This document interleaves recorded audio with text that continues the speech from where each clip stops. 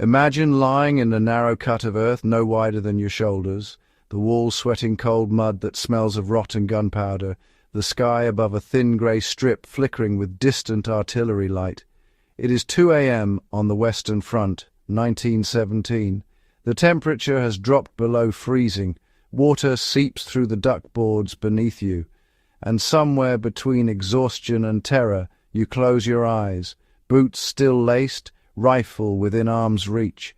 This was not laziness. It was survival distilled into a single, deliberate act. Welcome to Fieldcraft Chronicles. Tonight we go into the trenches. Sleeping with your boots on. The doctrine of instant readiness. The reason soldiers kept their boots on through the night goes far deeper than convenience. In the trench system of the First World War, a man could be asleep one moment and in the middle of a German raid the next, with no more than 30 seconds between silence and chaos.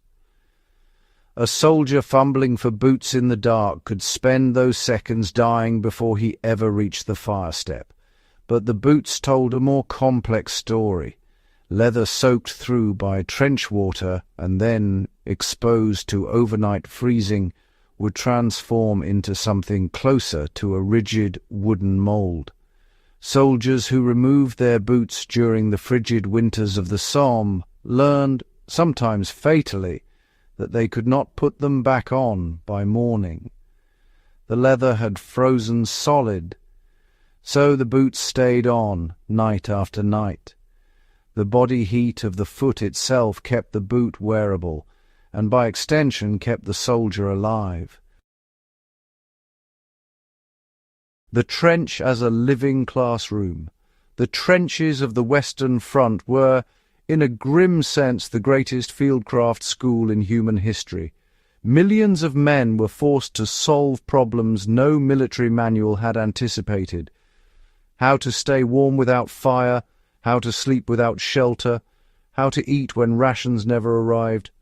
Sheltercraft emerged from pure necessity. Soldiers carved funk holes into trench walls, shallow recesses just wide enough for one man, sealed with a ground sheet, positioned above the flooded trench floor, stuffed with sandbags and straw. These cavities used the earth itself as insulation. Primitive bushcraft, yes, but effective enough to survive another night. Fire, food, and the art of invisible cooking. Official rations, cold bully beef, hardtack biscuits, and tea were carried forward through communication trenches under cover of darkness to avoid sniper fire. When rations did not come, men improvised. Veterans mastered low-signature firecraft, tiny combustion chambers punched from biscuit tins, burning wood scraps, or fat-soaked cloth at a nearly flameless heat. The goal was warmth and a hot drink without the smoke column that invited a German shell. Any modern bushcrafter will recognize the principle immediately, built not from tutorials, but from the hard arithmetic of staying alive. Camouflage, hygiene, and the will to endure. Long before doctrine formalized concealment, World War I snipers spent days constructing hides from mud and vegetation, so convincing they resembled nothing more than disturbed earth. Ordinary infantrymen learned to read shadow angles, sound-absorbing mud, and dangerous silhouettes at dawn, evolutionary pressure applied at the speed of war. Meanwhile, trenchfoot quietly destroyed more fighting capacity than many battles. The army's response was systematic: dry sock rotations, whale oil foot rubs, and daily mutual inspections. A man who could not walk could not fight. Morale followed the same logic. Rum rations, letters from home, and dark humour in the dugout were not trivial comforts.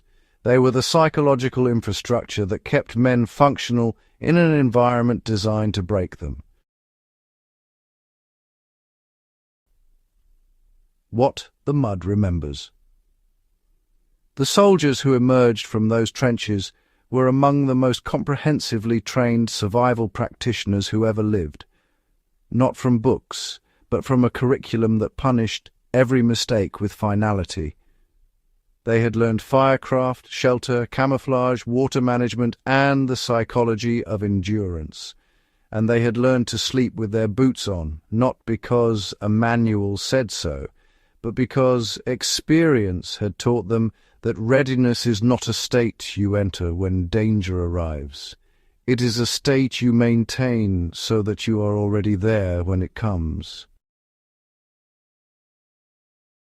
The trench is long gone, the mud has been reclaimed by fields and forests, but the lesson remains for anyone willing to look. Readiness, resilience, and the refusal to be caught unprepared are not just military virtues, they are human ones. Stay prepared, stay curious, stay ready. If this episode gave you a new perspective on survival and what people are capable of under pressure, share it. Send it to someone who loves history, someone who practices bushcraft, someone who knows the past holds lessons the present needs. Subscribe to Fieldcraft Chronicles for more forgotten fieldcraft, real survival wisdom, and the stories of those who endured the unendurable.